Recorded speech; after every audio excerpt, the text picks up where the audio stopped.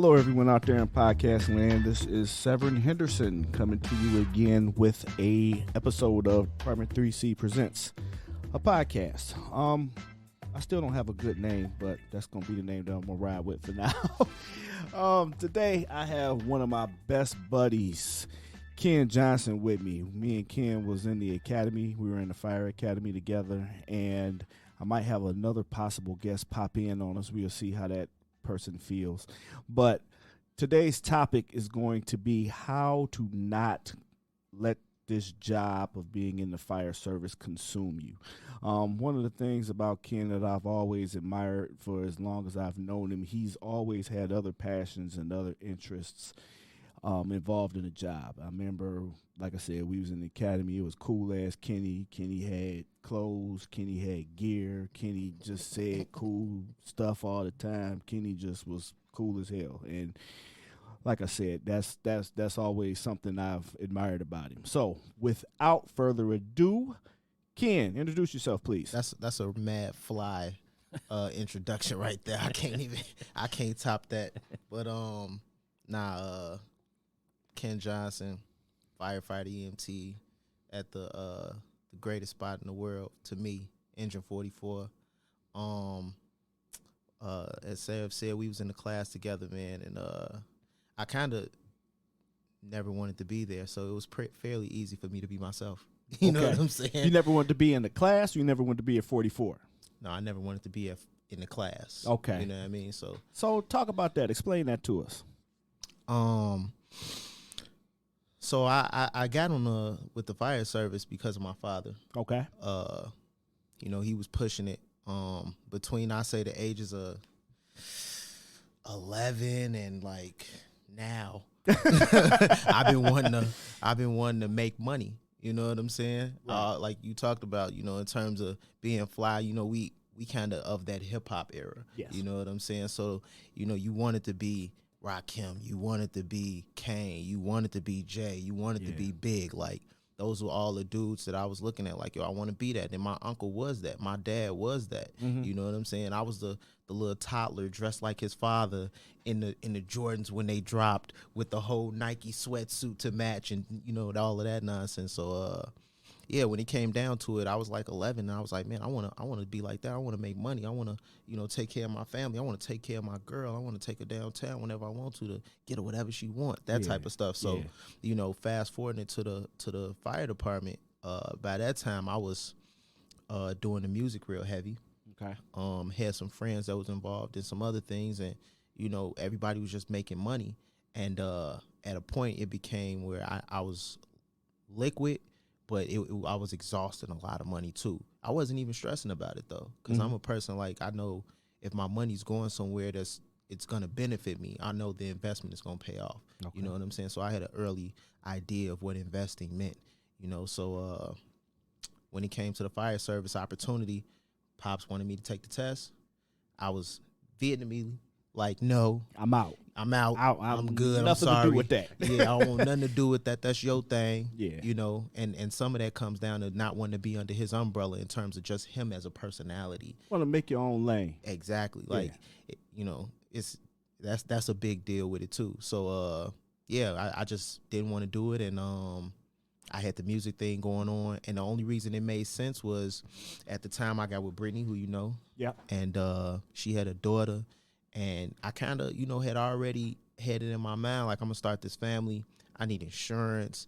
I can't hustle the same way I was hustling. Yeah. And I was like, dang, all right, I'll do this thing. And then he talked me into it, talking about, you get all this time off, but that's really a facade. You don't. You don't feel like that? I don't, though. Okay. I really don't. I mean, it's 88 days a year, but, coming from some of our areas and depending on, how, the ALS and BLS thing is lined up, you need that day or two. Yes. You know what I'm saying? Coming Absolutely. From work, depending on how you're feeling, you need that day or two. So, it isn't a ton of time off. It really isn't. Like, I get off work sometimes, like today, I was asleep for a while. You know what I'm saying? I ran my errands before I went home, because you know how it is. Once you get home, you sit on that couch. Yeah, it's donezo. over. You know what I'm saying? So I got everything done before I could get home.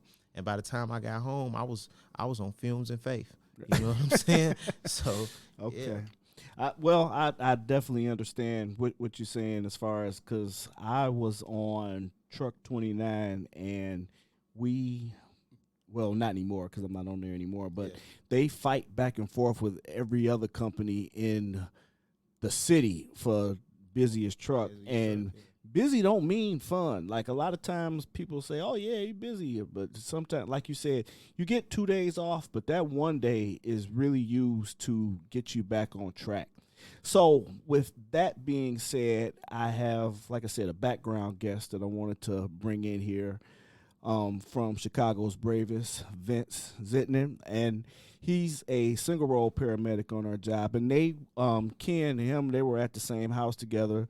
Vince has since moved on to, I don't want to say bigger and better things. Definitely not bigger and better. He's just moved on, and just a little farther south. The schedule that we have as firemen, we work 1 day on, 2 days off. The medics work 1 day on, 3 days off. I remember when I was still a functioning paramedic with the city, I used to get detailed to the ambulance every now and then. And I had the opportunity to work with another gentleman that was originally from Cleveland, Tom. How you pronounce it? Kalicki. He just passed away. Oh, Tom Kalicki. Kalicki. Okay. Yeah. I wanted to make sure I pronounced his name. He's an right. interesting guy. Yeah, he was a great he was guy. You can say he was a character. He was. I worked with him, and we were on Ambo 23 the day I worked with him, and he was just a joy to work with. I had heard about him before, just being from Cleveland and living in Chicago. I worked with him, and we had an excellent day. He told me stuff about Cleveland I didn't even know. He went to Central Catholic. That was a very big high school at the time in the Cleveland area. He was telling me about his wife. His wife had just passed, and he told me about some of the things he wanted to do when he retired, and it was just a great day. But in the midst of that, I said, I don't think medics in Chicago should work 24 hours. I said, because after you get to a certain time, it's like, do I even still got it anymore? Am I even still able to make the right judgment? He's like, no, I want my 3 days off. So, well, it's to some and mostly the people with some time on the job, that's an unpopular opinion to take that day away, because you guys work 1 day on, 2 days off, but you collect daily days, and your furloughs are set up different. Right. When it's all said and done, we roughly work the same amount of days. Mm-hmm. It's just how it's structured. And collectively, what I've heard from the paramedics on the street is most of them would rather grind out that 24 hours and keep that extra day. Keep those 3 days off. But you know, it's going to be an unpopular opinion. And during COVID, I got assigned to a COVID rig, and they were 12-hour details. But it was, if you were it was a schedule like if you were in the bureau. You'd work 3 days on, 2 days off, and then you'd come back for a day, and then you'd have three. It was a 40-hour schedule. I tell you what, that schedule wasn't bad, and I could see how we could make that work. If you go by just things like sleep studies and stuff that they've been doing as of recently, and we've had a couple on our podcast discussing the detriment of being sleep deprived in the fire service, it's worse than being drunk. Okay. Like everything. I can believe that. Yeah. Biologically, that you're deficient in while you're sleep deprived is actually worse than driving drunk, and especially with your decision making. And at times, you guys have both been on these runs at 3 o'clock in the morning, 4 o'clock in the morning, where you had to make like real decisions in like a split second on a bad run. Right. And I just don't think that after, let's say we're talking about mid-August in our neighborhood, mm-hmm. you're going to be on your 25th, 30th run by 4 o'clock in the morning. Yep. Right. And how high functioning are you at that point? At that point, you have to think of, you have to give everybody the same standard and the same level of care. You have to treat Theoretically, right? That's what they want. That's what they want. I was gonna say, in Vince's intro, you didn't say it, but this dude right here, we talk about Vince still to this day every day. Yeah, no lie.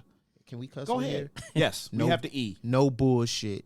Like we talk about Vince and that kind of gamut of crew. That was a nice little period for our house, but this dude gave the same care all day. Yes, you know what I'm saying. That was a nice crew. That was a nice crew for the West Side period, because he would even come by us. We would be so happy to see him. Yeah, it's like because we had that mass shooting over there on Albany that time, and he was so calming. And it was a certain chief that came in and lit the whole place up. And it was like, yo, you got to calm down. But Vince was like, chill. And it made us chill because he took control of the scene and everything was just ran perfectly, So, like, it doesn't matter if it was 3 o'clock in the morning or 3 o'clock in the afternoon. Same guy. Yes. You know what I mean? So that's just professional, you know what I'm saying, at its highest right there. And he don't want to talk about theoretically, but he know what it is.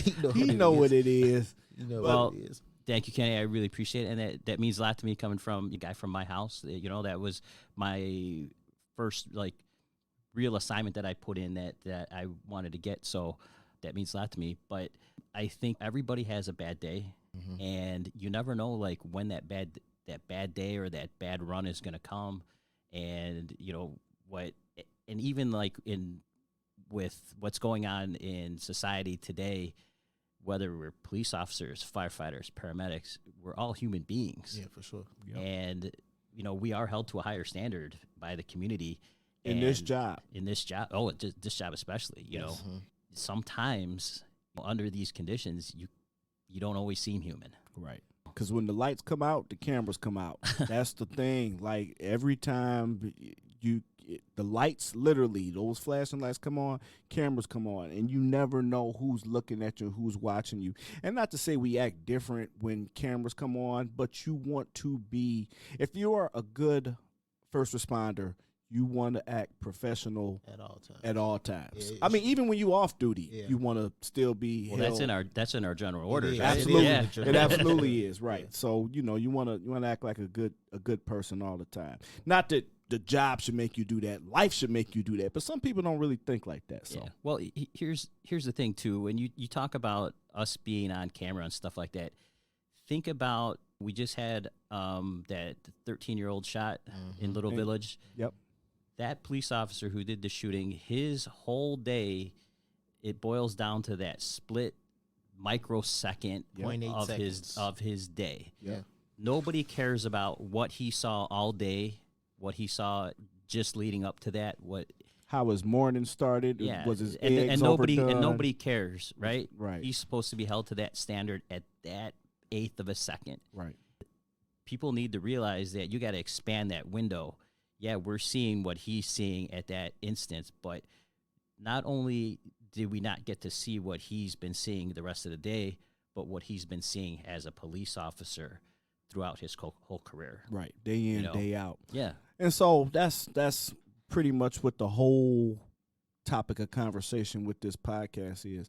Like, Ken, one day we were texting because Ken coaches my son in basketball, and he's a coach overall for different programs, but we was just having a regular conversation, and he was like, man, you really love this. Because I was telling him, said, yeah, I'm going to volunteer at the brigade. I got this other new job teaching, and I'm just doing he said, you really into this? I'm like, yeah. And I'm like, well, let's chop it up. Because like I said, like I introduced or brought the podcast on, Ken has always had something else to do, and I've always been envious of that, because the thing that I know most is first response and fire.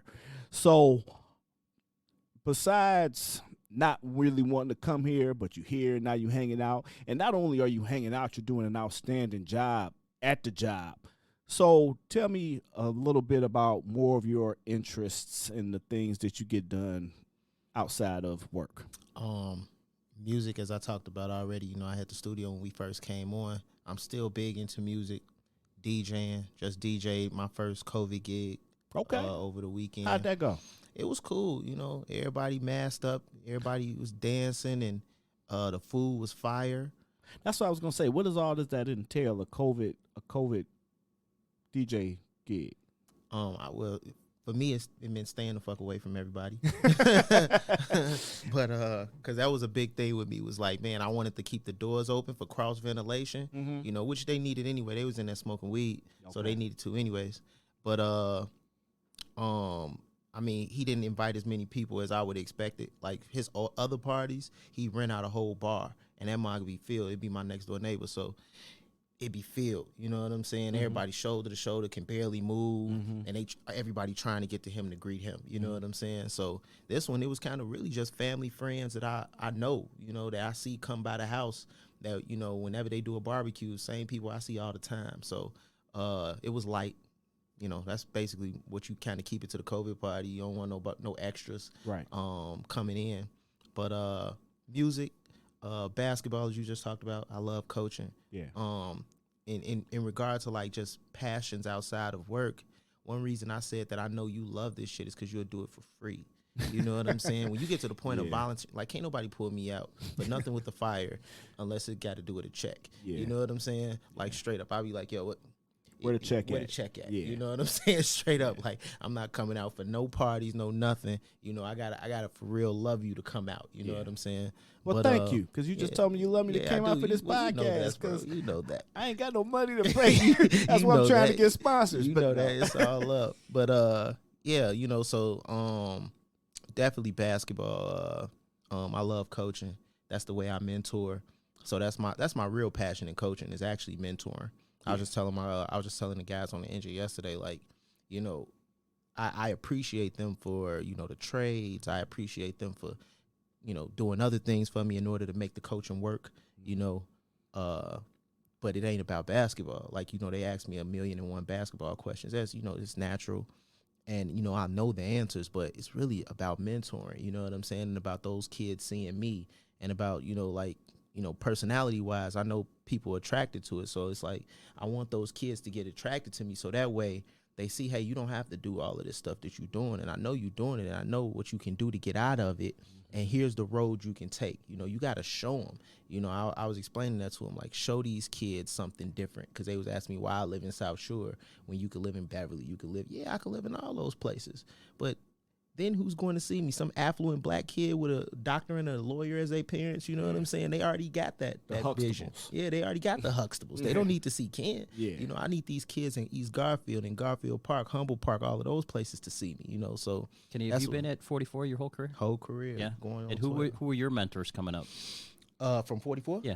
Al Ortiz, Matt McDermott, Joe McDonough, Bill Rotunde, who's still there. He's so I mean, you had some like really awesome guys to bring you up. Augustinelli. Yeah. You know what I mean? So like that whole crew, I just seen Angel. Do you take some of the like ways that they brought you up? Do you use the same kind of techniques with the kids? With my basketball kids? Yeah. No, not at all. None of that had to do with how I coach basketball. Yeah. All of that stuff just came from my personal experiences. I use that for the candidates that I have coming up. You know, I had Cairo. So Cairo taught me a lot about just teaching firemen. You know what I'm saying? And we were both coaches, so we was always like he coached a lot of stuff. He coached baseball, and wrestling. Mostly girls softball, but you know, we just bounced stuff off of each other as coaches. We worked well, and you know, kind of with Lane and Kevin, and well, we didn't do Adrian, but Lane and Kevin because we were coaches, so we loved that shit. You know, we love drilling, we love teaching. But when it came down to the guys that brought me up, they really shined a light on some of the wrongs that were done to me. Because I didn't know. Even though my father's in the fire service, I had no clue about what the culture of the fire department was supposed to be, or, you know, what was wrong or right in terms of, you know, who got the pipe or who goes to the roof. And that's all stuff that you can't learn in the academy. You don't learn that in the academy. So I had no clue. So it took like mostly Al Ortiz, you know what I'm saying, to really find out things when he wasn't there, and for him to be like, fuck that bullshit, and be, you know, like, yo, this is not supposed to happen to you. And I'd be like, oh, word? I didn't shit, know. hell if I Yeah, know. exactly. You know, but him stepping up and talking to me, or, you know, Augustinelli or Angel Vasquez stepping up and talking to me and saying, hey, this is wrong. You know what I mean? Don't let them do this. Don't let them do that. So, yeah, that's who mentored me when I was coming up, and I appreciate them dudes to this day, you know. Now, Vince, as far as outside endeavors and everything, I have a few. Exactly. We're sitting here podcasting in your spot. You like to roll, do jiu-jitsu. You also have another gym, working on other things all the time. And before we even started, the reason I like surprised had you come on is because just a conversation we had in our like pre-show meeting, just how you don't at the beginning you want this job to define you. Right. I was asking you, who you got coming on now. He told me I was pumped that you were coming in. Yeah. I hadn't seen you forever. Yeah. And I was telling, like, just ironically, and this is how the world works. I was having like the thoughts, and it never even dawned on me until I was at home doing nothing. I just got back from probably here and walked in my house. It was quiet, and I was thinking about. I think because my uniform was still laying on the chair right when I walk in the door, and I was thinking, I was kind of like reflecting back on when I first got on, how being in the Chicago Fire Department, how that defined me. And that's all I wanted. And I wanted to be part of the Chicago Fire Department. Now, here I am. This is Vince Zittnan, Chicago Fire Department. Mm-hmm. But then as the years go on, you start to, it's not like I had become dispassionate with the job, but now I like really felt the need to do more. You get to that point where I don't want the fire department to define me now. Mm-hmm.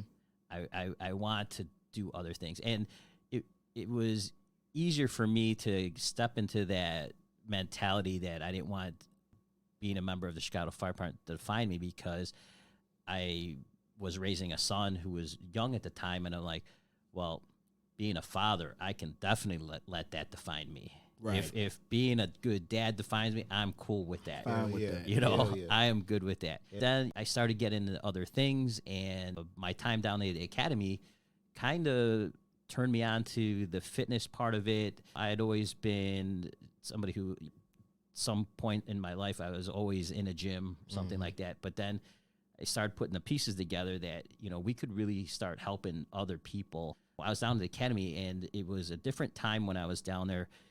If you didn't pass certain things, they let you go. Right. If you didn't pass the lifting and moving, you were fired. Gotta go. If you didn't pass the physical fitness test, you were gone. They should have fired like a quarter of our class. No comment. and you know what? Real quick before you finish, and I'm gonna let you finish. But when I was telling the story about time, I'm nobody. The stuff I have in my mind are just suggestions, and so at the end of the day, that's all they are. But go ahead, man. Well, you talk about outside endeavors. I thought that when I left the academy, I was like, what if there's no place for somebody to go that they can train to go to the academy? Maybe they're not fit enough or need a little bit of help, so that their academy, especially back then when it was, make it or break it. Right. There was no in between. Right. If you had a place that you could go to train, to get a little more fit, and really like fine tune what it was that you needed to do physically to get through the academy. So we kind of developed that, and it is, and I don't shit on CrossFit. I come from a CrossFit background. What we do is very different, but to describe it to somebody who from the outside, it's like CrossFit meets the fire service. And I love that. I was a CrossFit member, and I still appreciate and like CrossFit, but sometimes it's a little rough on your body for some of the stuff we do. And at our joints wise, in our gym, people are training to go to their career, so I have to keep them safe. Right. Getting hurt in my gym is not an option for somebody, because God forbid something that they do in our gym prevents them from moving on to their career. We've just did the exact opposite of why we started. Started it. Yeah. CrossFit was it helped me a ton. I really appreciate it. The gym that I used to go to, COVID kind of hurt them and shut them down. And if they ever open back up, that was Bridgeport CrossFit, I would go back with no problem. Yeah, So and you know, the philosophies at our gym roughly are the same as CrossFit, with some major changes in just safety protocols. That's Right. it. Some high risk lifts will never even we'll teach never people. do. Yeah. What some of the things you do on there, we'll never do. And at the end of the day, you got to be safe. We have a career we're trying to live out, and not just for us, for the public. I mean, at the end of the day, we're called public safety servants. So we're here to serve the public, and we can't help nobody if you can't help yourself. And if you're hurt and you can't do anything, what you gonna do? While CrossFit has helped a lot of people, I think the selling point on CrossFit is the general community. You know what I'm saying? That's really what their marketing selling point is. It's around the community. But when it comes down to events, I remember you built some contraption at the firehouse. Yeah, I we did. I remember that. But it made me, even then, this is what I thought about with you. And I remember me and Cairo talking about this just in terms of coaching. You know, when we train people for, you know, drilling and whatnot, for being on a pipe, what we talk a lot about is, you know, training for the game. So actually training for what you're going to do every single day. And I'm not taking a dump on my godfather, Cornell Walker. I love you. You know what I'm saying? You worked out a lot of people in the fire department. You helped a lot of people in the fire department. There's a lot of people that love you to death. But what I will say is that I know he didn't build. I know what's in his basement. He didn't build things that actually that people were actually going to do on the fire department. You know what I'm saying? So like, while those workouts were great, you know, as athletes, what I know is that you train for certain things, you know. So like, I tell people whenever they have 44, it's always some big 6'3" dude that want to come on the court and want to play me and back me up. And I always have to explain, I'm basketball strong. So while, you might be able to throw a lot of iron around in that gym, I'm about to dog you down here, and I'm going to post you up, and I'm going to move you around, and you're going to be guessing why. It's because I'm stronger than you in this game. You know what I'm saying? So you have to train for the game that you're playing. And one thing I noticed with you is you definitely got your people ready for the game, because I watched you build, you know, a contraption to help them. I don't even remember what it was, but we had to, because that equipment didn't exist. Yeah. We had to make it ourselves. So what was it? One thing we built at the firehouse is a hitting contraption, so somebody could swing a hammer. I had Danny Bauman, the famous lieutenant of Truck 36. Now, Danny is one of these guys that can do anything. So we went to, there was this place that did iron work over on Grand Avenue, and we would pass it all the time. I went in there, and they had scrap I-beams. Okay. Take whatever you want. Big bin full of scrap I-beams.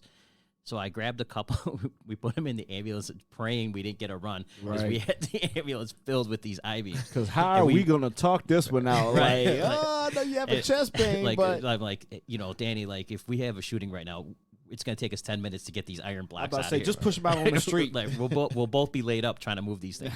So we're like, we got to make it from here back to the firehouse without getting a run. Right. And I had Danny weld these things together so they were hitting blocks, so they could pass the CPAT test. Mm-hmm. So we set up these blocks at the exact same height and the exact same dimensions that you would strike in during the CPAT test. Because as we started training people for the CPAT test, we were noting that the deficiencies really are in the stairs and the hammer. And it wasn't until we started training people that we realized that the hammer was one of the big ones. And that just came from more knowledge, because there wasn't a CPAT training center before our gym came along. Mm-hmm. So it was a lot of trial and error at first. Once we built that, then we started seeing it. You know, unless you had a background in construction or and baseball, we have the girls who really know how to like play softball and stuff. They come and they swing the hammer like naturals. Yeah. But if you have no background in either, you come to that station, and people come to my gym after they've already failed a couple times. Things I ask them: did you get off the stairs, and how many swings of the hammer? So for you or Kenny or me, it's maybe 8 to 10 swings of that hammer should set that indicator off. Okay. Okay, we have good technique. We know what we're doing. The CPAT test is designed for guys. You know, Yes, it is. It is. It's just what it is. Yep. And that's why I have a lot of females in our gym. Because they got to get the technique. And they're not naturally born with natural upper body strength Right. that you would need that testing requires. Well, even now, guys, unless, like you said, you're in construction or you're playing softball all the time, what are you really swinging? Yeah, well, you may know how to swing, but you're not swinging efficiently, and you're not swinging with a 50-pound vest on. Exactly. So that changes things a little bit for a lot of people. I feel like it changes drastically, not a little bit, a lot of it. So you take into consideration that you've already gotten halfway through this CPAT test, you get to this swinging station, and you have the vest on, helmet, gloves, and now you're exhausted, and now you're picking up a 10-pound hammer, and you're trying to set off a block that is going to go off with roughly 1,200 pounds per square inch that you have to accumulate on this block. Right. So, we'll have people like ride the assault bike. You guys are familiar with the assault bike? You get on there. It's like yeah, a yeah, CrossFit thing. Yeah, I saw that. That is the most humbling piece of equipment in our gym, that air bike. Yes. In the CrossFit gym, they tell you the same thing. It'll show you. You think you're fit? Come in here, prove it on this air bike. Yeah. Okay. That's even worse than the rower. It's horrible. Yeah, we just had that conversation at lunch today after the gym. Like all the girls were talking about, which do you hate more, the rower or the bike? And it was by far the bike. The bike, yes. Yeah. So those are all great points, and I really appreciate you bringing up the fact that you have this gym. We have this resource here in Chicago to help people pass the test and everything, and hopefully you reach out to us and take advantage of all of those. But Ken, back to you, and you were talking about this 6'3" dude trying to get you. You have like the widest base. Me and you are the same height, and I got a pretty wide base too, and I know how to use my body. Dennis Rodman-esque, just from knowing how to grab rebounds, where the ball come off and everything. But you have this wide base, and I have seen you post up dudes, and I'm like, get out of here. I remember you told me your favorite player was Nick Van Exel. Nick Van Exel, baby. And Nick Van Exel used to come through, cuff that ball, and lay up with the left hand. That was my guy. Yeah, he was cold. Yeah. And just... And you've also invited me to hang out with your kids when you had the coaching, when you were coaching at the school and everything. Yeah. And just seeing your passion for helping these kids is just something to see, something people not need to see to believe, but it's just very profound in how you help these kids from small to large to go on in life. And you say it's about coaching for you. To me, it's more about coaching. It's about life skills. Yeah. It's more about mentoring for me. Exactly. That's what I'm saying. Yeah. So the not last thing, but the other thing I want to say and touch on is kind of the mental health aspect. So, we're firemen, we're paramedics. We see the worst stuff all the time. Busy companies.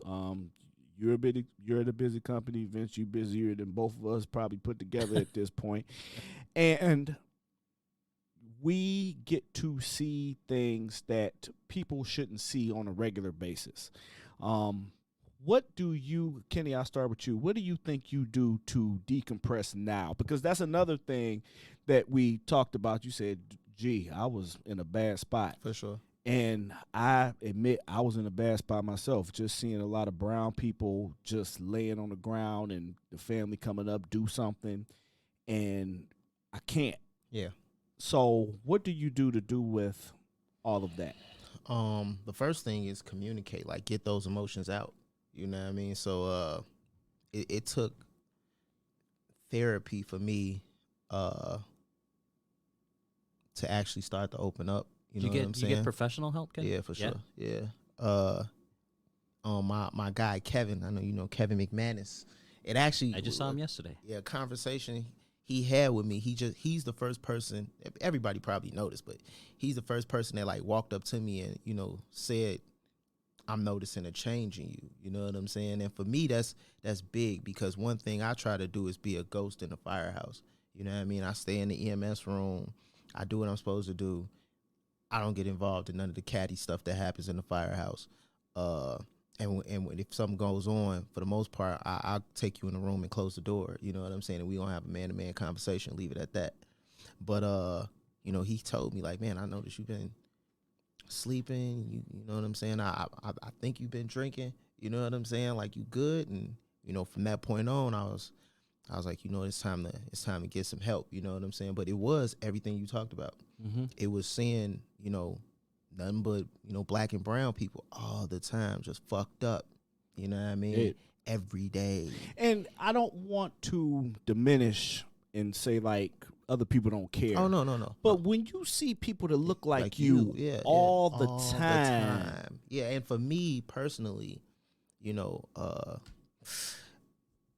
that's the whole point of the mentoring. That's the whole point of, you know, everything I do and volunteering in my community. That's the whole reason I moved to South Shore, was so that, you know, I can be a pillar with my own, you know what I'm saying, and get us right and get to a point where, you know, I'm you know, affecting kids to want to do that as well, because that was given to me. You know what I'm saying? So when it seems like it just got to a point, it just seemed like it was a hill that I was going to be climbing forever and was never going to get to the top. You know what I mean? And it was beating me up pretty bad. And what I did was, after that, I think at the time I just started talking to the girl I was dating, and she was just like, you know, call the back of your insurance card, dude. You know what I'm saying?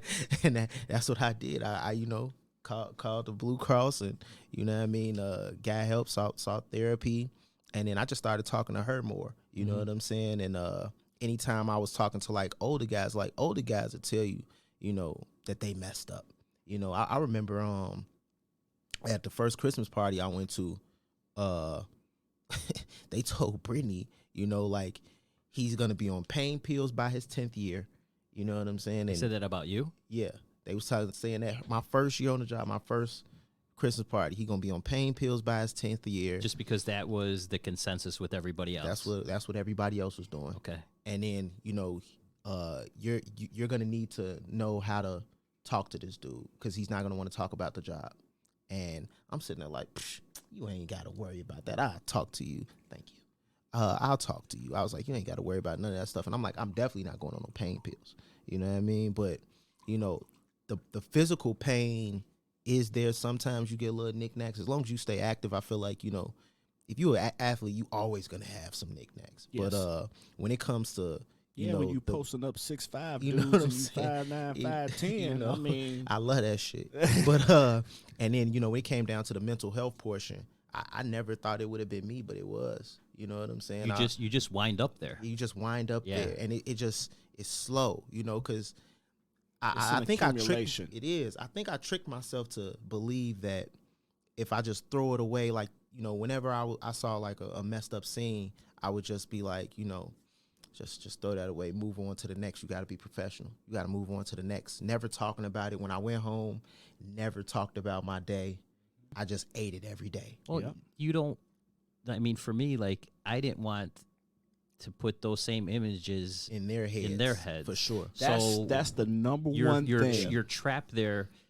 At home, you are. Yeah. We've talked about this at great length in our podcast, because we've had people on who definitely were proponents of getting help, and just like Kenny said, their advice was, you got to start a conversation. For me, I don't think that conversation should be done at home. But, I mean, eventually you can, but not to the degree where you need to talk to you need to talk to, in my opinion, you need to talk to somebody who knows what it is that you were looking at. Yeah. Right.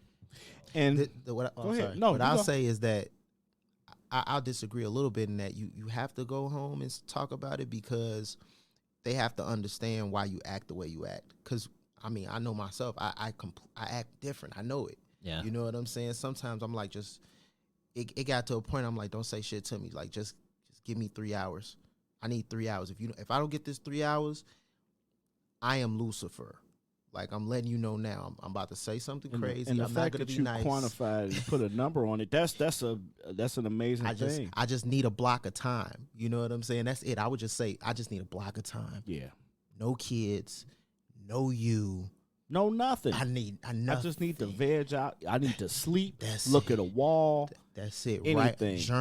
Journal. Yeah. Anything. You know, I journal. So like, But if life comes in the way of that, then That's you the hard you don't get to decompress. yeah, and that happens I say about 75% of the time. Life is in the way, but that's the only reason I would say, you know, I'd had to talk to, you know, my mate, is because at the end of the day, it was like I'm giving her all this attitude, or I'm very dry, and you know. And that's not fair to And that's them. not fair. You know what I'm saying? She don't understand it. You know what I'm saying? So I don't have to give her every piece. I don't have to say, you know, Well, there was that's brains more what everywhere. I'm advocating too, is let her know that you're dealing with something, that you got something going on. For sure. And, you know, I don't want to drag that here, but I'm going through something. Just work with me here. And it's just you have to. When I spoke to a therapist, I speak to a therapist now the same way, because you got to get rid of this stuff. Mm-hmm. And I say, well, what do you do with all the stuff people give you? Everybody got to scrape something off on somebody else. Yeah. And at the end of the day, it sounds shitty, but that's what we need to do as humans to help each other out. Like, at the end of the day, that's what I feel like all people in life need to do, is help each other out in a certain way. Yeah. Like, people we don't even know. I was driving up here and I'm looking at all these cars. I said, these are all people in all these cars that I don't know from anybody. And they could be the most awesome person in the world, or they could be piece the of shit. worst person Yeah, in for the sure. world. But it's just so many different people that you had the opportunity to meet and run across and get the opportunity to just share and connect and bond with. Well, Yeah. you know why, like, us talking about this now is so important? Because we roughly all have the same amount of time, right? 10, 11 years we got? So we'll be at 12 in 12? August. We'll be at 12 in Yeah, 12 in I'll be 11 in November. So Yep. when we came on, to not be able to Oh, deal that's with just what we here. were dealing with at the firehouse, you were considered what? You were considered Soft. weak, soft, So, right? oh yeah, if somebody says something to you, And yeah, I mean, you couldn't, back when we came on, you couldn't talk, especially if you were new, you couldn't say that run mess me up. really messed me up. I'm not cool. You couldn't say that, right? Yeah. So we've been trying to break down that stigma that if you're hurt mentally, and Severance heard me say this before, if you fell off a ladder and you broke your arm, nobody would tell you to walk it off, right? But in all regards, if you're hurt mentally, you're still hurt, and you need to. You wouldn't walk off a broken arm.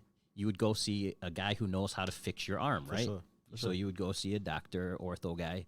The same thing if you're hurt mentally, you got to go see the guy who can repair you. And I think the more that we let people know that good guys like you, good men out there, good firemen out there are reaching out because they thought they needed the help. Now somebody else is like, I'm kind of going through the same thing. I need the help too. Yeah, the truth of the matter is that, you know, a lot of these tough guys on the fire department really not that tough. You know what I'm saying? So like when you sit there and you think about it, like I observe a lot at the fire department. So for me, when I'm sitting there and I'm watching them, and even this is just me giving guys that's listening, you know, the open door to talk to people and not think that these are the toughest dudes in the world.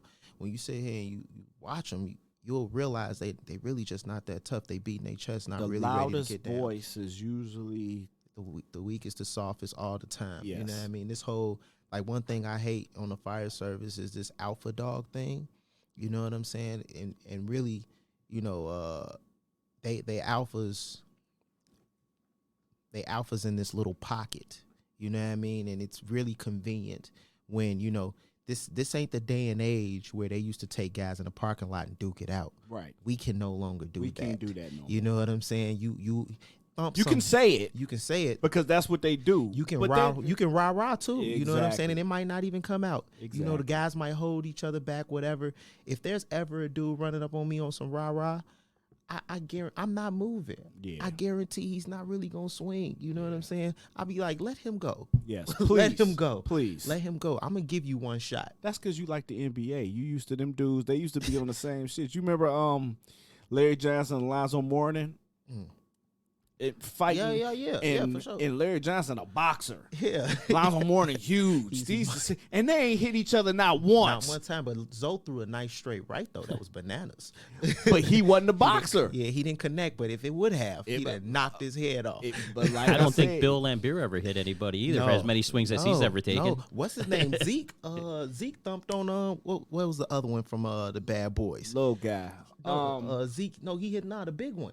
He hit not Bill Laimbeer, the other one. Kevin McHale? Not Kevin McHale. He was on the Bad Boys with the Pistons. Isaiah Thomas stole on him 4 times and he ain't never swing back. On another Piston? Yeah. Before they got to the Pistons? No, they was Bad Boys. They was fighting each other? Yeah. I don't remember that. Yeah. I'm telling you. Because I thought they like was just the fighting Dennis the Rodman world. era, right? Yeah. I thought they was fighting everybody else. Hit him in the face. You know what?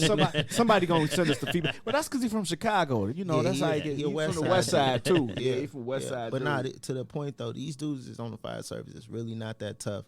You know, I don't get into the whole alpha dog talk because I always say like, for most of these dudes, and I mean 99.9% of you, if I dropped you on Chicago and home and in your regular clothes, took your car away, your wallet, your money, everything, and I said, make it home, you are fucked.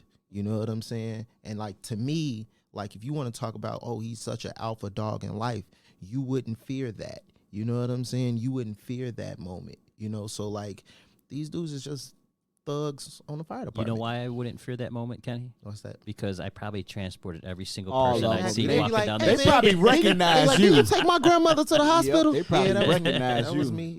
Yeah. I'm known in that area. Yeah, it's like those are, and you know this, like on the West Side. Number one, if you know, South Side people, it's so funny to me. Like the West Side is called us the most dangerous. We all know the West Side is the most dangerous part of the city. That's so real quick, and I'm sorry, and I'm not trying to cut you off. Yeah. I'm from Cleveland, Ohio. I got to Chicago, Illinois, and I got sent straight to the West Side. Yes, sir. I found out very quickly that the West Side, like they talk about, oh, Chicago terrible, Chicago bad, the South Side of Chicago doing this. The West Side so bad, they don't even come over there. They don't even come over here. They don't even report what happens on the West Side. They don't. The West Side It's ridiculous. is It's ridiculous. one of the craziest places I've ever been a part of being at ever. And we don't brag. We don't say, hey, we don't have the tough guy Olympics. No. But West Side is real. It's real. So I'm sorry. Go ahead and finish. But nah, just seek help. Talk to these dudes. They going through the same things you going through. Don't think that they so tough and that it's easy for them to deal with. Their wives will tell you. They go home, they cry, they sulk to them, they talk to them. Their brothers, anybody will tell you these dudes they opening up to somebody. They just not out here being the toughest dudes in the world. They really not. Please remember that. And really, in real life, that's why I started this podcast. That's why I wrote my book. That's why I got my little punk blog. If you follow me on Facebook and Instagram, you see I try and put inspirational stuff. That's why I do all of that stuff, because I want to have an open ear for anyone to talk to say, hey, I'm messed up out here. And even if you feel like it's nobody, it's no port in the storm, Severin Henderson will listen to you. And if I can't help you, I will at least point you in the right direction to go to. Yeah. If I could say one thing too, just in the whole, this general conversation of finding something outside to, be passionate about and kind of decompress from the fire department. Even if you are like Severin and you love the fire service, Severin loves the fire service. I do. He loves this shit. Like I don't know what else he loves more. Maybe bourbon. You know what I'm saying? but we ain't got none here. So. But he loves the fire service, and I always say I love guys that love the fire department. I also love guys that don't fake the funk like me, that have other endeavors, because whatever you just need to find something that you love. If you work on a job, I'm gonna tell you, be good at the job though. You know what I'm saying? Well, that's what I'm saying about you. You good. Yeah, exactly. Like I'm gonna do my job. I'm gonna be great at my job. I'm gonna handle the drills. I'm gonna do all of that. But I also have my outside things, and if you have outside things, that's beautiful as well. You know, but you need something to be passionate about. Like it's been candidates that I've talked to that the fire service isn't what they want to do or wanted to do, and then they also have nothing going on outside at all. It's like, dude, you need something. That's a problem waiting to happen. Yes, in my opinion, for sure. That's a problem. You need something, you know, to connect to, because even in my darkest days on the fire department, that gym was still my spot. You know what I'm saying? Investing was still my thing. Like I still had things to keep my mind. My kids was still my thing. I still loved them to death. And like Vince said, I still wanted to be like the dopest dad in the world. You know what I'm saying? Like my son's hugging and kissing me is the illest thing in the world to me. So like, you know, you just need something to connect to. You can't just be coming to work, going home, coming to work, going, like, you know, that's crazy. That's a recipe for disaster. Yes, for sure. So like, you know, Severin wanted to have this podcast about like outside endeavors, and what for us and what we do, I think Severin nailed it right on the head, that it is so important for us to have that outside endeavors. Yes. So that we're not going to work and taking it home with us and constantly sleeping with that. Yeah, Severin, I gotta agree with you 100% on that. Yeah, like, thank you. Those very outside much. endeavors. Yeah, and even if it's still fire department connected as Severin is, it's still not directly in it. You know what I'm saying? So like he's teaching, he's giving inspiration, like he's hitting other passions that he probably don't even realize he has, but he's being great at. So like have some other things you're doing. Don't go home and come to work, go home, come to work. That's gonna be ridiculous. Not good for anybody. Yeah. And it's the airplane analogy for me that mask drop down. You can't, and our job is to help the world. For sure. But we can't help the world if we can't help ourselves. I thought I was the only one that said, like, I tell people all the time, I'm going to save the world. Whenever I'm going to work, that's what I tell. I'm going to save the I'm world. going to save the world. Hey, I put it in the book. I had a girl I was dating. She said, "You think you want to be a superhero? You want to forever, whole life?" Well, I'm the closest thing to it. Yep. Yes. And I appreciate the opportunity I get to serve the citizens of Chicago. And at the end of the day, I want to serve the world, help the world. We'll save the world one person at a time. One person at a time. Just read a book on that. Just this morning, I just read a book on that. If we can change anybody's mind or get anybody to wake up or get anybody to seek some help, then you've saved the world. Just that one person at One a time. person is all it takes. That's all it takes. Okay, so that was heavy It was good. mental stuff. Yeah. It was good. Real quick, before we get out of here, because I don't want to go too long. Yeah. Let's hit some light stuff. Word. Basketball. You the basketball dude. Mm-hmm. NBA season. Have you been watching this year? You already know. In, out. My son tells me because you got a PS5 and he comes over and hangs out with your son sometimes. He said, "Yeah, Ken told me he was better than Steph Curry." Did you tell my son that? No, you know what I told him? He so when we was doing our shooting drills, it wasn't at the house. In the gym, we was doing the shooting drills. So one day he's shooting and he yells out, "Steph," right? Like Kobe. I'm talking about, That's yeah, the exactly. New, it's the new age. Exactly. You know, I used to say AI, I used to say Nick, but I'm like, and first of all, he airball, you know. So that was the thing. And so then I was like, "Man, throw me that ball right there." And then I stroked it. He'll tell you. And I was like, "Now that's Steph." Okay. You know what I'm saying? And that was the end of that. Because you he know came what over, he said, "Ken told me he's better than Steph Curry." And I said, I don't think that. think Ken said Steph, anything like Steph that. is in my top 10 all time right now. Yes. That dude's ridiculous. Yes, he's doing things Top 10 this all year. time. And one day, once I get all my podcast chops up and everything, I got this pop culture podcast, got the drinking podcast, got the fire podcast. I got to do a sports podcast. See, all that passions, man. Passions. I just like talking. Yeah. Word. I just like talking and telling stories. I'm in on the all the NBA, the drinking one. pop culture. I'm in on that. Hey, so we doing Snowfall right now. So I've only watched one episode, man. I don't watch TV. I really don't have the time. Bro. Honestly, I don't watch TV either, except for certain shows. Okay, so I'll give you that. I do watch that because right now I'm waiting on Dave. Oh, I like Dave. Dave was pretty cool. Oh, maybe we can do that on the Pop Culture Podcast. Dave is hilarious. You know what else I'm waiting to come back? Atlanta. Atlanta. I like Atlanta. They just started too. filming, what's that, a month ago? Yep. Yeah. And you know what I don't watch, but I saw today is Power Book 2. Yeah. I saw White Boy Tommy outside today in that nice Mustang. Yeah. And we was like running highline. Like, hey, little dude. So, yeah. I didn't even know how did Power move to Chicago. I don't know.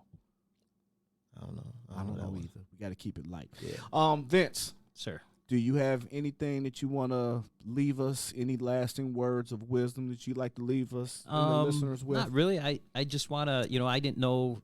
And here's one of the problems with being at the firehouse, and especially like when Kenny's at the firehouse. Like when Kenny says he's a ghost.